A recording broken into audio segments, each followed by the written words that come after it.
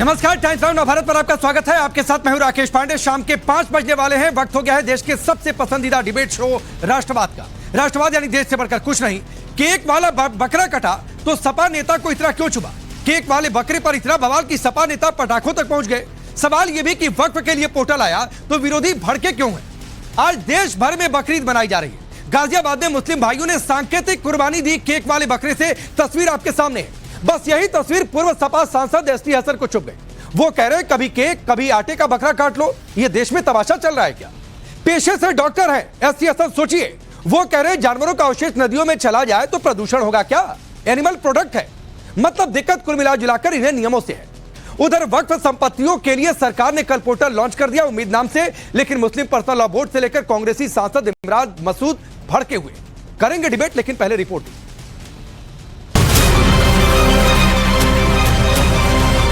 मैं तो उन तमाम हजरात का शुक्रिया अदा करता हूं कि जिन्होंने कुर्बानी की मुखालिफत में पोस्ट की है।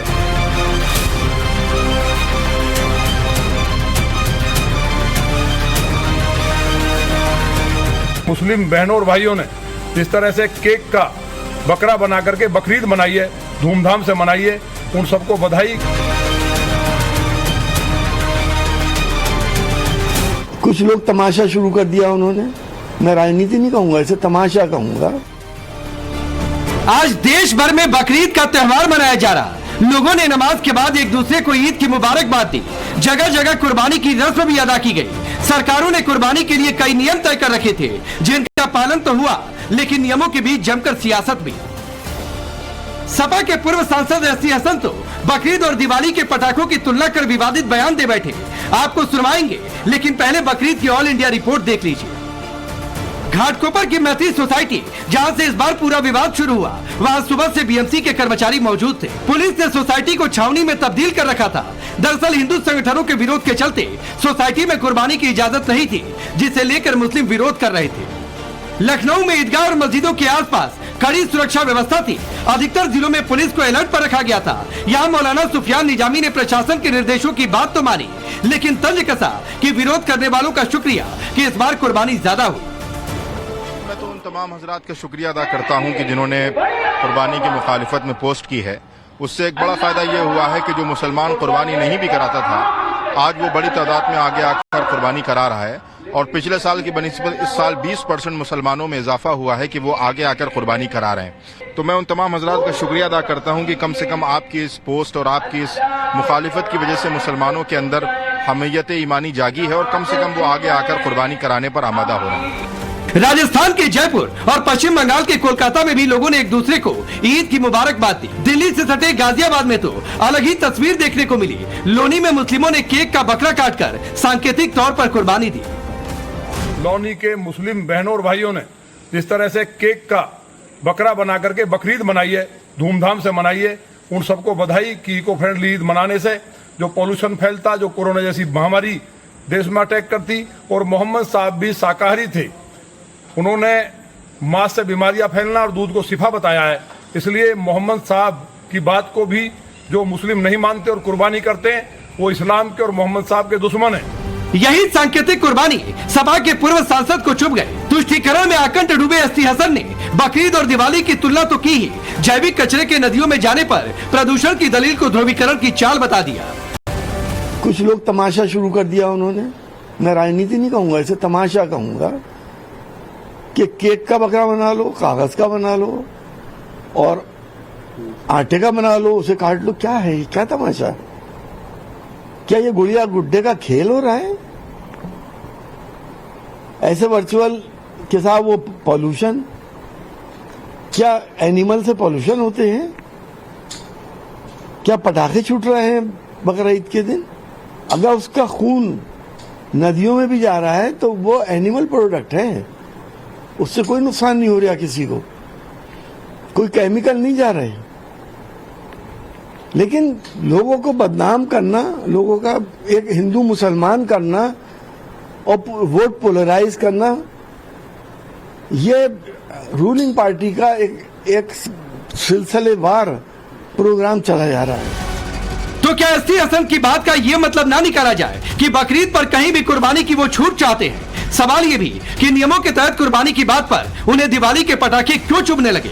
सपा के एक और नेता आशुतोष वर्मा को नियमों की बात चुभ रही। जब तक सरकारों का हस्तक्षेप धर्मों के बीच में होगा तब तक ये टकराव होता रहेगा। मुझे लगता है कि भारतीय जनता पार्टी या कोई भी सरकार हो वो धर्म विशेष के चीज़ों पे अगर हस्तक्षेप ना करे और उनके जो वहाँ के लोग हैं, उनके जो मौलाना हैं, उनके जो पंडित हैं, उनको चलाने दें। सरकार अगर चलाएगी तो परेशानियां होंगी। बात सिर्फ बकरीद की नहीं, नियमों की बात वक्फ में भी मुस्लिम समुदाय के तथा कथित ठेकेदारों को पसंद नहीं आ रहे। कल सरकार ने वक्फ संपत्तियों के रजिस्ट्रेशन के लिए उम्मीद नाम से पोर्टल लॉन्च किया। अब देश भर की वक्फ संपत्तियां इस एक जगह पर रजिस्टर की जाएंगी। सरकार का तर्क है कि वक्फ संपत्तियों के सेंट्रलाइज्ड रजिस्ट्रेशन से बेहतर रखरखाव होगा। वक्फ संपत्तियों के मैनेजमेंट में पारदर्शिता आएगी। वक्फ संपत्तियों के रखरखाव में भ्रष्टाचार और अनियमितताएं कम हो जाएंगी। ये थ्री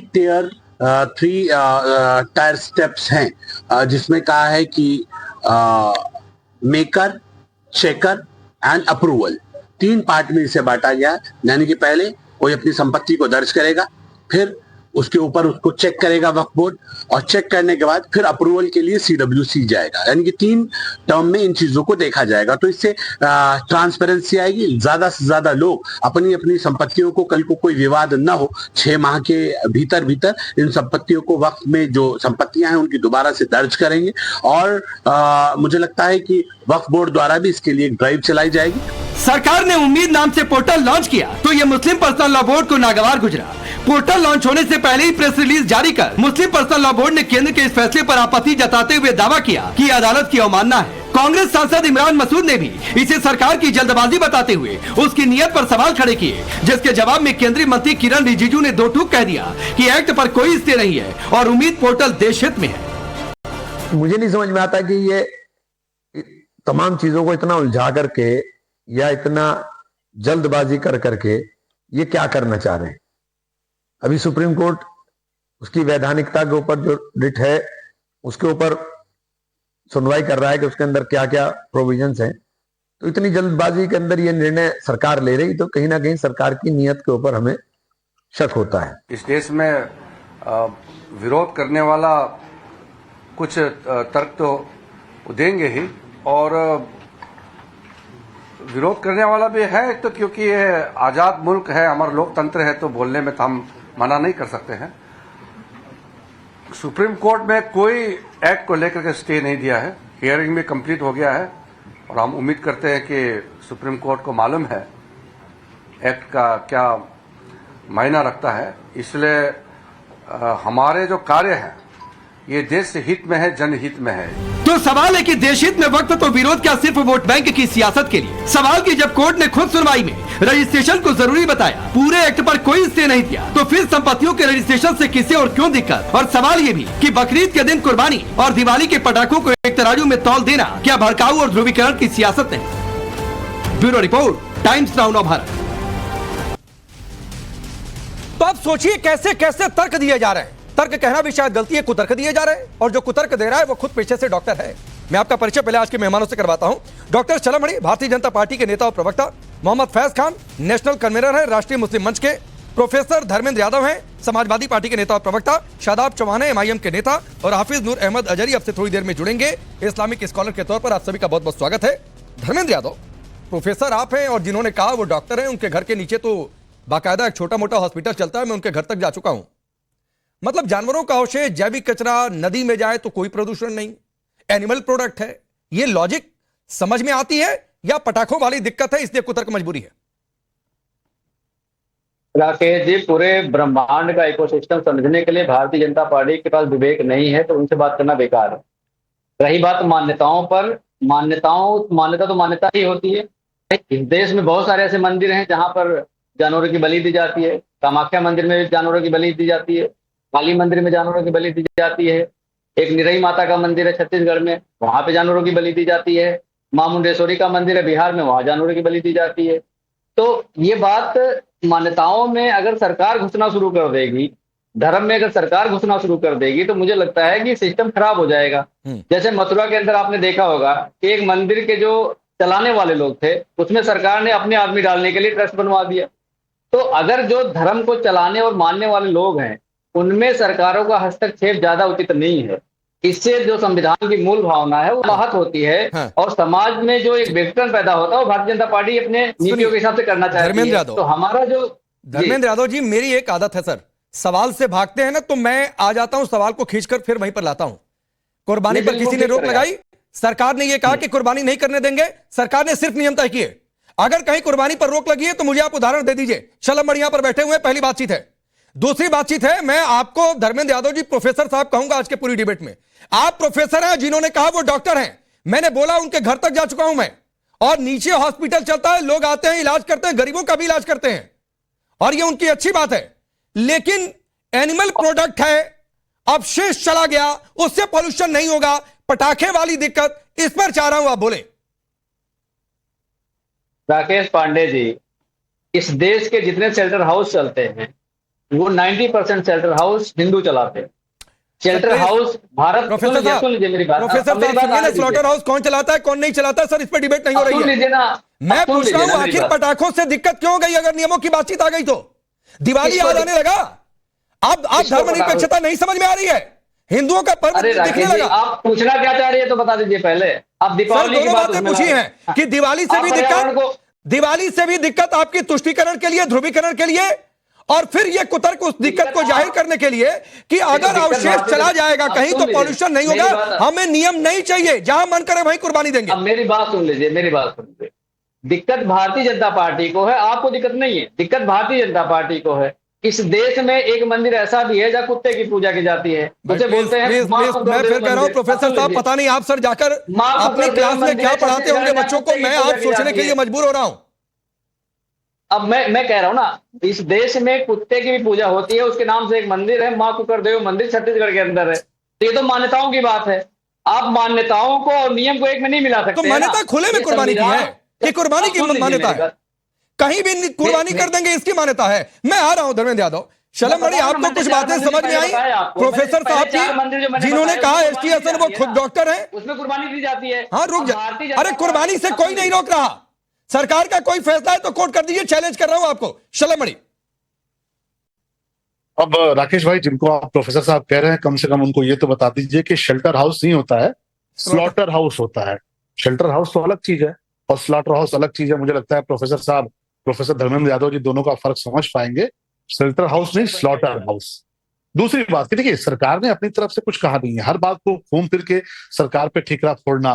भाई होली होती है, होली पे बहुत सारे लोग होते हैं जो अपने अपने विचार व्यक्त करते हैं, पानी बचाओ, रंगों से मत खेलो, इको फ्रेंडली होली खेलो। समाज इसको स्वीकार करता है, लोकतंत्र है, किसी को भी कहने का अधिकार है। बहुत सारी जगहों पे उसको लेकर सरकार अपनी गाइडलाइन भी देती है। दीपावली को लेकर भी बहुत सारे लोग विचार व्यक्त करते हैं, बहुत सारे लोग इको फ्रेंडली होली की, दिवाली की बात करते हैं कि इको फ्रेंडली दीपावली होनी चाहिए, पटाखे नहीं होनी चाहिए। समाज इसको स्वीकार करता है। लेकिन जब समाज इस बात की बात करता है कि भाई कुर्बानी अगर आप कर रहे हैं तो किसी को तकलीफ ना हो, किसी को समस्या ना हो, किसी मोहल्ले में, किसी इलाके में, किसी शहर में, और अगर कोई लोग इसकी बात नहीं कर रहे हैं, कुछ लोग इसकी सलाह दे रहे हैं। मैं तो लोनी में देख रहा था, वहां कोई हिंदू तो नहीं है जो ऐसा कर रहे हैं, वहां मुस्लिम समाज के लोग हैं, प्रबुद्ध लोग हैं, समझदार लोग हैं, पढ़े लिखे लोग हैं। उन्होंने कहा कि हम इको फ्रेंडली बकरीद बनाएंगे और उन्होंने केक काटा। तो उसको लेकर मुझे लगता है किसी को तकलीफ नहीं होनी चाहिए। घूम फिर के सब कुछ भारतीय जनता पार्टी के सर पे ठीकरा फोड़ना या सरकार के सर पे ठीकरा फोड़ना, मुझे लगता है ये कमजोरों की निशानी है। भारतीय जनता पार्टी ने या सरकार ने अपनी तरफ से कोई पाबंदी नहीं लगाई है, सिर्फ इतना कहा है कि जो गाइडलाइन है वो गाइडलाइन तो पालन करना पड़ेगा। जो बाबा साहब भीमराव अंबेडकर जी का संविधान है, जिसके तहत जो नियम कानून है, उनका पालन करना पड़ेगा। और वो पालन ये है कि आप कोई ऐसा जानवर नहीं काटेंगे, ऐसा कोई पशु नहीं काटेंगे जिससे किसी की भावनाएं आहत हो। आप खुले में नहीं करेंगे, आप उसको लेकर किसी के साथ कोई किसी की धार्मिक भावना के साथ खिलवाड़ नहीं करेंगे। तो मुझे लगता है कि इसको लेकर किसी को आपत्ति नहीं होनी चाहिए। रही बात कि आपने जो कहा कि दिवाली से तुलना की जा रही है, दुर्भाग्य है राकेश भाई, इसमें दीपावली का कोई मतलब नहीं था। उनको, सांसद जी को, जो एसटी हसन साहब है, उनको अपनी बात रखनी चाहिए थी, जो भी कहना चाहते कहते, पर दीपावली से तुलना करने का कोई मतलब नहीं था। पर क्या करिएगा, दुर्भाग्य है। धर्मेंद्र यादव जी सनातन से आते हैं, हिंदू हैं, जब ये बैठ के 5 उदाहरण गिनाते हैं और केवल हिंदू समाज पर ही प्रहार करते हैं, कि ये मंदिर में ऐसा हो गया, वो मंदिर में ऐसा हो गया, ये मंदिर ऐसा है, तो ये हमारा दुर्भाग्य है, इसमें हम कुछ कर नहीं सकते। धर्मेंद्र यादव जी को भी धन्यवाद है, एसटी हसन साहब को भी धन्यवाद है। बस इतना कहूंगा कि बकरीद की दीपावली से तुलना बेमानी है, कोई मतलब नहीं था। आप अपने त्योहार को लेकर अपनी बात रखते हैं, कोई दिक्कत नहीं है, आपको अधिकार है, लेकिन ये कहना कि आप दीपावली से तुलना करिए, मुझे लगता है मुनासिब नहीं। और मैं कह रहा हूं, दुनिया भर के एक्सपर्ट ये कहते हैं कि अगर जैविक कचरे का सही से निपटारा नहीं हुआ तो पॉल्यूशन होगा, इसीलिए नियम तय किए जाते हैं। लेकिन एसटी हसन जो डॉक्टर हैं, शादाब चौहान, मैं इस पर आऊंगा सर, इस कुतर्क पर तो लोग भी हंसेंगे अगर उस पर डिबेट किया, लेकिन सवाल यह कि पटाखों की गूंज क्यों सुनाई दे रही है? अगर सरकार नियम तय कर रही है कि भाई इस नियम से आप कुर्बानी दीजिए, फला जगह पर दीजिए, ये कायदे कानून होने चाहिए। तो पहली बात तो ये है पांडे साहब, पूरे देश के लोगों को ईद उल अजहा की मुबारकबाद पेश करता हूं और 3 पॉइंट्स में रखूंगा। पहला मेरा जो पॉइंट ये है कि जिनकी बात शलभ भाई ने करी, कभी भी मुसलमान, हम तो उत्तर प्रदेश में रहते हैं, गाय की, ऊंट की, गाय की कुर्बानी देने का कोई औचित्य होता ही नहीं है। दूसरी बात सफाई को लेकर के कही, बिल्कुल सफाई ईमान का हिस्सा। कुर्बानी किसी की भावना आहत करने के लिए या किसी को खून दिखाने के लिए नहीं है। ये पब्लिक प्लेस में पहले भी नहीं होती और अभी भी नहीं होनी चाहिए, वो बिल्कुल बात दुरुस्त है, उसमें कोई आपत्ति की बात ही नहीं है। तीसरी बात ये आती है, हमने तो एक और अपील की थी कि सोशल मीडिया पे भी कुर्बानी की फोटो ना जाए, क्योंकि आजकल सोशल मीडिया का जमाना है, उससे लोग बड़ी बड़ी गलत बातें हो जाती हैं, नहीं होनी चाहिए। अब बात ये आती है कि सवाल है इको फ्रेंडली, और जो आपने दिवाली का जिक्र किया, देखिए जो मूल आस्थाएं हैं धर्मों की, चाहे वो दिवाली का हो, होली का हो या ईद उल अजहा का हो, इसमें किसी को भी ज्यादा ज्ञान देने की जरूरत नहीं है। ये सर्वधर्म सम्मान करने वाला देश है। तो लोग धर्म को नहीं मानते वही लोग इस तरह की बातें करते हैं। शादाब भाई, एसटी हसन की बातें आपने सुनी, कह रहे दिवाली के कह रहे हैं कि पटाखे हैं क्या कि प्रदूषण हो रहा है, ये सर्वधर्म संभव है? ऐसा है पांडे जी, एसटी हसन साहब जैसे लोगों को एक विचारधारा जो है वो समर्थन करती है इस तरह की बात बुलवाने के लिए। क्या मतलब दिवाली का? दिवाली हमारे हिंदू भाई मनाए, जो उनकी मूल आस्था है उसके अनुसार मनाए, वो जितना अच्छा हो सके मनाए, उनको मुबारक। और ईद उल अजहा मुसलमान बनाए, जितना अच्छे से हो सके मनाए। और कोई इस पर इको फ्रेंडली का ज्ञान देता है, मैं उसके भी खिलाफ हूं। और दिवाली पर भी हम इस तरह की बकवास करने में विश्वास नहीं रखते। हम कहते हैं जो जिसके धर्म का त्योहार है। ठीक है, धर्मेंद्र यादव प्रोफेसर साहब सुन रहे होंगे जो आपने बकवास कह दिया एसटी हसन की बात को। अजहरी साहब, ये पटाखों से तुलना, कुर्बानी पर उलझुल ज्ञान, कुर्बानी पर तो किसी ने रोका नहीं, लेकिन साहब नियम नहीं चाहिए। हमको जहां मनाएगा वहीं करेंगे, जहां मन करे जैविक कचरा फैले, कोई बोले नहीं। एसटी हसन की बातों का तो यही मोटा मोटी बात हम मुझे समझ में आया। राकेश पांडे जी, मैंने शुरू की बातें तो नहीं सुन पाई थी, जहां से मैंने शलभ मणि जी को, त्रिपाठी जी को सुना है, तो मुझे लगता है जो उन्होंने बातें कही हैं उस पर किसी तरह की हमें असहमति नहीं है। उन्होंने माननीय योगी जी ने जो कल परसों में जो अपनी गाइडलाइन जारी की थी, मैंने शायद परसों आपके चैनल पर बताया भी था कि माननीय योगी जी ने जो गाइडलाइन जारी की है, उसी से मिलती जुलती गाइडलाइन हमारे उलमा ने, चाहे वो किसी भी मकतबे फिक्र के हों, उन लोगों ने गाइडलाइन जारी कर चुके थे। देखिए, जो उन्होंने कहा था नील गाय ना, नील गाय का हमारे यहाँ वैसे ही वो एक जंगली जानवर है, एक आजाद जानवर है, उसकी कुर्बानी होगी ही नहीं। दूसरी बात उन्होंने जो गाय के लिए कहा, गाय की कुर्बानी का, जैसे भी शादाब भाई ने कहा, उससे कोई उसका मामला ही नहीं है, क्योंकि एक समाज से आस्था रखता है, यकीन रखता है, उसको अपनी अकीदत से जोड़ता है, तो हम उसकी अकीदत का सम्मान करते हैं। और एक बात उन्होंने बोली ऊंट की, तो मुझे लगता है कि उत्तर प्रदेश में, शायद ये राजस्थान में हो, भारत के किसी और प्रदेश में ऊंट की कुर्बानी का प्रचलन नहीं है। और मैं उनके वक्तव्य का खूब अच्छी तरह से सम्मान करता हूं। माननीय शलभ मणि त्रिपाठी जी ने जो भी कहा है, मैं आज वैसे तो बहुत सारी बातें शलभ मणि जी से होती रहती है, लेकिन आज की उनकी बात से अजहरी जी जो आपने बातें कही है सर ठीक कही है, कई सारे उलेमाओं ने गाइडलाइन जारी की, ये भी बात आप ठीक कह रहे हैं और ये होनी भी चाहिए थी। लेकिन एसटी हसन कह रहे हैं कि कहीं भी चला जाए उससे पोल्यूशन थोड़े नहीं होता है, एनिमल प्रोडक्ट है। वो कह रहे हैं कि पटाखे हैं क्या कि जो फूट रहे हैं। ये कंपैरिजन पर आपसे पूछा था, वो आप स्किप कर गए। देखिए, उन्होंने जो एसटी हसन जी ने कहा, मुझे लगता है उनका बयान सस्ती शोहरतों को बटोरने वाला बयान, मैं बिल्कुल भी उनकी बात से सहमत नहीं हूँ साहब। इस तरह की बातें करना कहीं से भी अच्छी बातें नहीं है। आप बिल्कुल नहीं मानते विरोधी हो गए प्रोफेसर साहब? जी राकेश जी, सब विरोधी हो गए आपको, आपके आप सुन लीजिए ना, भारतीय जनता पार्टी के केंद्रीय मंत्री किरण रिजिजू जो हैं वो कहते हैं हम गाय का मांस खाते हैं। तो भारतीय जनता पार्टी में कुछ ऐसे लोग भी हैं जो गाय का मांस खाते हैं प्लीज, और भारतीय जनता पार्टी उन हिंदुओं की भावनाओं को आहत नहीं मानती है। प्रोफेसर जो गाय साहब, को माता मानते आप हैं, एक हम भी टीचर माता हैं, मानते हैं। पता नहीं आप क्या क्लास में पढ़ाते होंगे। आपसे अरे सवाल मैं- कुछ पूछ रहा हूँ, आप- जवाब कुछ दे रहे आप हैं। एक बोल दीजिए ना कि जवाब देना मेरे बस की बात नहीं है, आज डिफेंड करना एसटी हसन को मुश्किल हो रहा है, या एक लाइन में बोल दीजिए कि गलत बोला, बात खत्म, मैं आगे बढ़ जाऊंगा, वक्त पर आपसे सवाल कर लूंगा। मेरी बात सुन लीजिए, जिस पार्टी को आप डिफेंड कर रहे हैं, मैं किसी को डिफेंड नहीं कर रहा हूं। एसटी हसन ने सही कहा या गलत कहा, एक लाइन में बता दीजिए, गलत कहा मैं एसटी हसन का सवाल छोड़ दूंगा। बीजेपी के नेता का गाय का मांस खाना ये सही है गलत है, आप मुझे बताओ। फिर वही बात है, आप बता दीजिए। नहीं कौन कह रहा है कि सही है, नहीं बताओगे, मैं कह रहा हूं वही तो बात है। अब नहीं शलमड़ी ने कही, किसी ने कही क्या? जबान सिल जाएगी, वही तो बात है, मुंह में टेप मैंने लग तो नहीं जाएगा। सुना। शलमड़ी एक शॉर्ट रिप्लाई फिर फैस करना रहा हूं। देखिए मैंने कहा ना, प्रोफेसर साहब न जाने कौन सी पुस्तक पढ़ के प्रोफेसर हुए हैं, मैंने तो नहीं सुना। अब वो गौ मांस की बात कौन कर सकता है, मैं तो सोच भी नहीं सकता कोई इस प्रकार की बात करेगा। और देखिए अभी हमारे अजहरी साहब ने भी अच्छी बात कही, अजहरी साहब ने भी अच्छी बात कही। उन्होंने कहा नहीं साहब देखिए, बोलने दीजिए धर्मेंद्र जी, बहुत अच्छे से शालीनता से बहस चल रही है, इसमें डिस्टर्बेंस मत कीजिए। आप बोलेंगे तो उससे आपकी बात सच नहीं साबित हो जाएगी। सुन लीजिए, मैं सिर्फ एक बात कहूंगा, देखिए अभी आपने एक देखा होगा राकेश भाई, आज सोशल मीडिया पे कांग्रेस पार्टी के एक नेता है, मैं अजहरी साहब की बात से भी बहुत सहमत हूँ, इन्होंने अच्छी बात की कि भाई ठीक है, सबकी आस्था है और कुर्बानी को लेकर सरकार ने कुछ ऐसा कहा भी नहीं है, बस जो गाइडलाइंस है वो गाइडलाइंस तो हर समाज, मुस्लिम समाज के लोग भी स्वीकार कर रहे हैं। पर आप जरा देखिए, कांग्रेस पार्टी के एक नेता हैं, उन्होंने एक सोशल मीडिया पे ट्वीट किया और उस ट्वीट में उन्होंने कहा कि भाई कुर्बानी मुबारक, और उसमें गाय के साथ फोटो लगाई। अब आप जरा मुझे बताइए, उस पर अगर प्रतिक्रिया होती है, उस पर कोई रिएक्शन होता है, वो तो अच्छी बात है कि प्रतिक्रिया देने वाला समाज नहीं है। जो सनातनी लोग हैं बहुत जल्दी से प्रतिक्रिया नहीं देते, लेकिन हाँ आप सोशल मीडिया पर उठाकर देखिए कि क्या ये भड़काना नहीं हुआ, क्या ये उकसाना नहीं हुआ।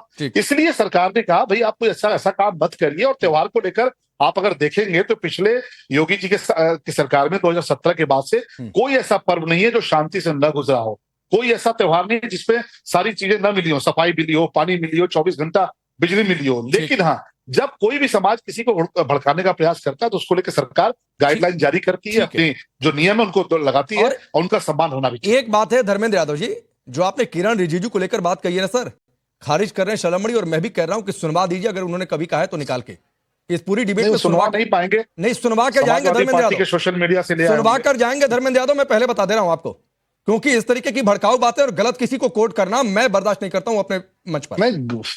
फैज खान, ये तुलना पटाखों से, ये तुलना की कोई जैविक अपशिष्ट पॉल्यूशन थोड़ी नहीं होता, एनिमल प्रोडक्ट है। एक सांसद रहे, लॉ मेकर रहे, पेशे से डॉक्टर हैं, डॉक्टरी करते हैं, पता नहीं क्या करते होंगे। बिस्मिल्लाहिर्रहमानिर्रहीम रब्बिश रहली सदरी व यस्सिर ली अमरी वहलुल उक़दतम मिन लिसानी यफ़क़हू क़ौली। बिरादरान हिंद, अस्सलाम वालेकुम रहमतुल्लाहि व बरकातहू। भारत माता की जय, जय हिंद। सनातन धर्म में चींटी से लेकर हाथी तक की पूजा की जाती है, जमीन से लेकर आसमान तक की पूजा की जाती है, कंकर से लेकर शंकर तक की पूजा की जाती है। तो कोई कुत्ते की पूजा करना, ये ऐसा प्रस्तुत कर रहे हैं जो हीन भावना से, मैं बताऊं, जीवे जीवे शिव स्वरूपम सदा भाव्यतु सेवायाम, जीव जीव को शिव मानकर उसकी सेवा करना, ये सनातन धर्म सिखाता है। कहीं पर भी अब किसी मंदिर पे बकरे की बलि नहीं दी जाती है। नेपाल में सबसे बड़ा गड़ी माई फेस्टिवल होता था, सनातन के संत ज्ञानानंद जी महाराज, अवधेशानंद जी महाराज, तमाम संतों ने जाकर उसे बंद करवा दिया। इक्का दुक्का जगह कहीं होती भी है तो अब विकल्प आ गया है, कद्दू या लौकी काटकर प्रतीकात्मक उसकी बलि दी जाती है। दूसरी बात मैं बताना चाहता हूँ कि यहाँ पर जो बात हुई एसटी हसन साहब की, इतने बड़े डॉक्टर हैं, जानकार हैं, मैं बताऊं, इस्लाम में खून खाना या पीना सख्त मना है, हराम है। और सुअर का मांस खाने इसलिए मना किया जाता है कि सुअर के मांस को कितना ही धो लो उसके रेशों से ब्लड नहीं जाता है, तो ब्लड जिस्म में नहीं जाना चाहिए, इतना ब्लड को हराम माना गया है खाना। और बकरे का ब्लड यदि कट के नदियों में जाता है, बहता है, और ये कह रहे हैं इससे प्रदूषण नहीं होता है, तो इनको इस्लाम का भी ज्ञान नहीं है और इनको वैज्ञानिक किसी भी तरह का कोई ज्ञान नहीं है। डॉक्टर बने बैठे, मैं क्षमा चाहूंगा, कैसे इलाज करते होंगे? क्या वो बकरे को काटकर उसका रक्त अपने पानी पीने के मटके में डाल सकते हैं? वो हड्डियां, वो छिछड़ा क्या पानी पीने के मटके में डाल सकते हैं? क्या उससे प्रदूषण नहीं होगा? अरे कहीं ब्लड पड़ा रहे, थोड़ा सा भी बदबू वहां से आने लगती है, वहां पर कीड़े लग जाते हैं, वहां पर गंदगी उठने लग जाती है। इसमें मतलब इनको इतना भी ज्ञान नहीं है। मुझे अफसोस की बात है, मैं बारंबार कह रहा हूं कि कुर्बानी का त्योहार मूल तो है पुत्र मोह की कुर्बानी, अहंकार की कुर्बानी, मद की कुर्बानी, लोभ की कुर्बानी, ये है। आज हमने बकरीद का त्योहार मनाया। मैंने, आप मेरी पोस्ट देख लीजिए, गौशाला में जाकर गौ माता को गुड़ चारा खिलाया, हमने गोदान किया है और हमने काऊ मिल्क पार्टी की है, क्योंकि पैगंबर हजरत मोहम्मद सल्लल्लाहु अलैहि वसल्लम का फरमान है, गाय का दूध शिफा है, गाय का घी दवा है और इसका मांस बीमारी है। ये प्रमाणिक हदीस है। ठीक है। तो मेरा धर्मेंद्र यादव, वो वीडियो मिल जाएगा तो इशारा करिएगा, सर आऊंगा। शादाब चौहान, आप जो बोलना चाहते हैं बोलिए, और उसमें मैं सवाल एक और कर देता हूं। सवाल यह कि वक्फ पर पोर्टल आ गया, रजिस्ट्रेशन पर तो सुप्रीम कोर्ट ने भी कहा कि भाई जरूरी है, एक आध चिंताएं जरूर थी, तो रजिस्ट्रेशन से दिक्कत क्या है? उम्मीद का नाम से पोर्टल आ गया तो पहले तो ईद के ताल्लुक से मैं कहूंगा, हमने मुख्यमंत्री जी से कुछ डिमांड की थी, वैध जानवरों को लेकर, उनकी सुरक्षा को लेकर, ईद के इंतजाम को लेकर के। वो मुख्यमंत्री जी ने बहुत अच्छे से किया उत्तर प्रदेश में। मैं शलभ भाई के माध्यम से मुख्यमंत्री जी को धन्यवाद करता हूं। दूसरी बात, ईद के मौके पर आज मैं शलभ भाई के माध्यम से एक बात कह देना चाहता हूं। बार बार गाय की बात आती है, हमारे हिंदू भाई उसको मां मानते हैं और आस्था का विषय। क्यों ना आज ये तय कर लिया जाए कि हम मांग कर रहे हैं कि गाय को राष्ट्र पशु या मां का दर्जा, जो भी आप अपनी आस्था के अनुरूप दिलवाना चाहते हैं, वो दिलवाया जाए और गोवंश के कटान पर पूरे देश में पूर्ण प्रतिबंध लगाया जाए, ये सुनिश्चित किया जाए और एक डेटा आए कि कौन से स्लॉटर हाउस, कौन कौन लोग हैं और कैसे बंद किया जाए, बीफ एक्सपोर्ट बंद किया जाए। अब आता हूं मैं वक्त पर। वक्त क्यों लेकर के जो मामला सुप्रीम कोर्ट में पेंडिंग है, घोषित करेंगे, लेकिन जब तक नहीं करेंगे उसका अर्थ ये तो नहीं है ना कि उसकी कुर्बानी कर दी जाए या उसे काट दिया जाए। नहीं, ठीक है फैज भाई, शादाब ने भी उस बात का विरोध किया है, इसलिए उसको छोड़ दीजिए। शादाब ने भी उस बात का विरोध किया। शादाब आइए, वक्फ पर आइए। हाँ, मैं वक्फ पे आ रहा हूँ। वक्फ अमेंडमेंट एक्ट जब ऑलरेडी सुप्रीम कोर्ट में चैलेंज है, मैं मानता हूँ पूरा एक्ट चैलेंज नहीं है, लेकिन कौन सी जल्दबाजी है वक्फ का यूज आप कह रजिस्ट्रेशन को लेकर के? आप बताइए, ताजमहल का रजिस्ट्रेशन कराने के लिए कौन जाएगा? आप वो एएसआई प्रोटेक्टेड बोलेंगे, एएसआई कब बना है और वो कब से ताजमहल है? तो ये सब चीजें, जो उसमें मस्जिद भी है, तो इस तरह के बहुत सी है। संबल की शादाब भाई, उस पर भी सरकार ने कहा है कि जो सरकार द्वारा चिन्हित है, ऐतिहासिक महत्व है, उन्हें कोई दिक्कत नहीं है। यही कोर्ट का भी सवाल था कि 14वीं 16वीं शताब्दी की जो चीजें हैं, जो मस्जिद या फिर जो इमारतें हैं, उनको लेकर उनका रजिस्ट्रेशन कैसे होगा? तो यह सवाल भी रखा गया किरण रिजिजू के सामने। वो कह रहे हैं उन्हें कोई दिक्कत नहीं है। तो फिर ये आप लोगों का सवाल, आप लोगों का जल्दबाजी लगना, तो फिर ये सवाल शक पैदा करता है कि पर्दे के पीछे का खेल है, वो पर्दा फाश हो रहा है, वो खत्म हो रहा है, इसीलिए दिक्कत है। ये पर्दे के पीछे का खेल ये है कि आप अगर वक्फ को मजबूत करना चाहते थे, आपने डिलिमिटेशन में 12 साल के बाद बोला कि प्रॉपर्टी उसकी हो जाएगी। आपने ये स्पष्ट कर दिया कि जो वो नॉन बेलेबल था उसको बेलेबल बना दिया आपने। अरे मैं आपसे पूछ रहा हूं, वक्फ के रजिस्ट्रेशन से क्या दिक्कत है? आप दिक्कत गिनाने की बजाय और आप पूरी दुनिया घुमाएंगे शादाब, लेकिन वक्फ के रजिस्ट्रेशन से दिक्कत क्या है आप नहीं बता पाएंगे। राकेश भाई 10 सेकंड दीजिए। मैं आपसे कह रहा हूं कि जब मामला सब जुडिस है और वहां पर सारी हियरिंग कंप्लीट, अरे भाई सब जुडिस है तो कोर्ट ने तो खुद कहा कि रजिस्ट्रेशन जरूरी है। 2 प्रावधानों पर रोक है सिर्फ, शादाब चौहान, सिर्फ 2 प्रावधानों पर रोक है, उसके अलावा कुछ नहीं। एक्ट पर स्टे नहीं है। धन्ना सेठों को जमीन देने की जल्दबाजी फिर वही बात है। चलिए धर्मेंद्र यादव, आप कुछ बोलना चाह रहे हैं, बोलिए। अरे भाई,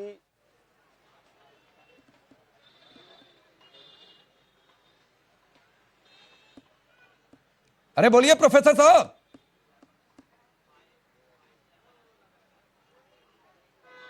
देखिए यही दिक्कत है, म्यूट अनम्यूट करना भूल जाते हैं आप। बोलिए। नहीं, अरे सुन लीजिए। मैं क्योंकि वीडियो सुन रहा था तो आपका शो डिस्टर्ब ना हो, इसलिए मैंने म्यूट कर दिया था। अच्छा, आज आपके पास ज्ञान ज्यादा है तो उसमें 2 राय नहीं है।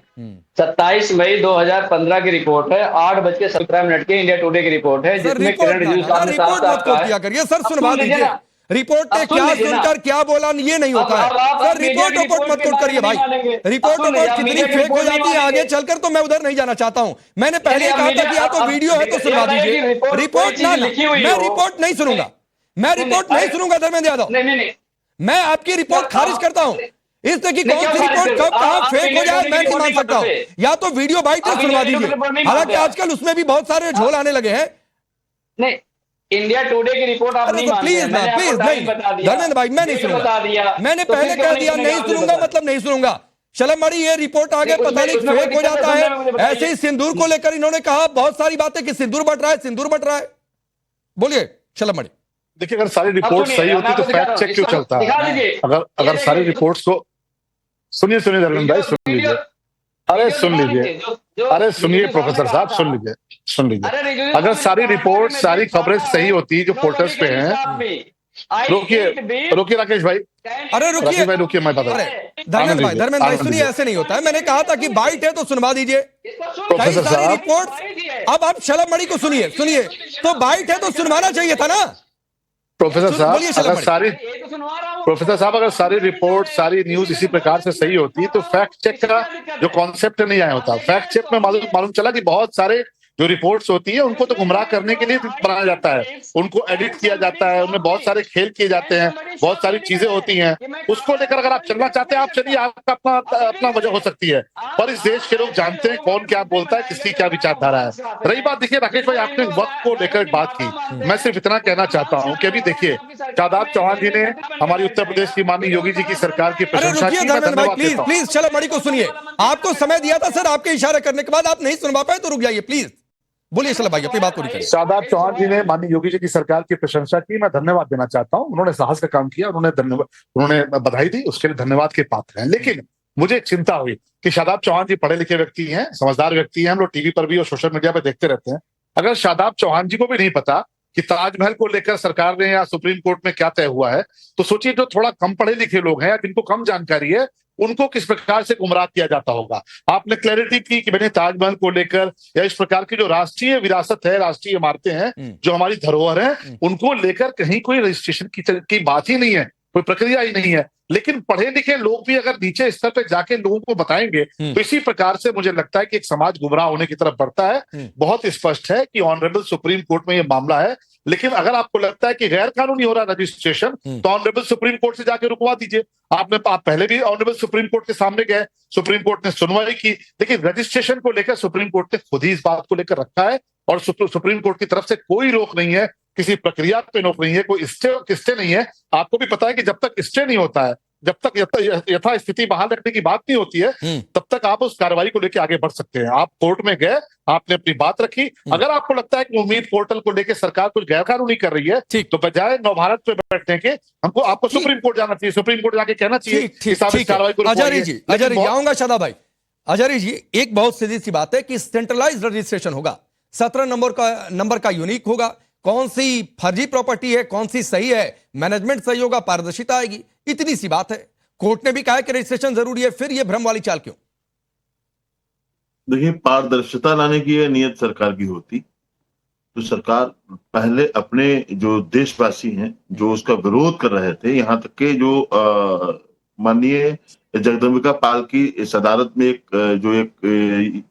यूनिट बनाई गई थी, उसको यकीन दहानी कराते वो। लेकिन उनके वो जो उनके साथी सदस्य थे, सांसद थे, वो तक उससे वो नहीं थे, मुतमईन नहीं थे। तो जाहिर है कि ये बिल लाना ही, जो बक बिल आया है, वो देश की लोकतांत्रिक व्यवस्था के लिए कलंक है और सिर्फ ये उसको हड़पने की एक साजिश है। नहीं, जैसे माननीय अमित शाह जी ने, सर सुन लेना फैज खान 20 सेकंड में बताइए, ये कह रहे हैं कलंक है, कोर्ट ने कहा कलंक नहीं, कोर्ट ने तो कहा कि ठीक है, एक दो प्रावधानों पर जो दिक्कत है उसको लेकर स्टे है, कोर्ट उसको लेकर सुनिश्चित होना चाहता है। फैज खान,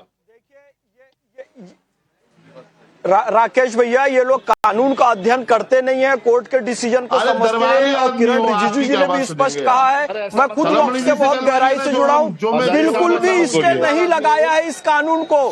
सिर्फ 2 गैर मुस्लिम क्यों और वक्फ बाय यूजर को लेकर कुछ प्रश्न किए हैं, उसका भी संतोषजनक जवाब जल्दी से मिल जाएगा, क्योंकि जो कानून बनाया गया है बहुत सोच समझ कर बनाया गया है। ठीक है, मैं आप लोगों को रोकता हूँ, वक्त इतना ही है। अजहरी भाई, आप मत करिए ना सर कलंक है कि क्या है, कोर्ट को तय करने दीजिए। कलंक होगा तो कोर्ट कहेगा हटाओ, कोर्ट ने तो ऐसा कुछ कहा नहीं है, सिर्फ 2 चीजों पर स्टे है, आने दीजिए समय। आप सबका बहुत बहुत शुक्रिया।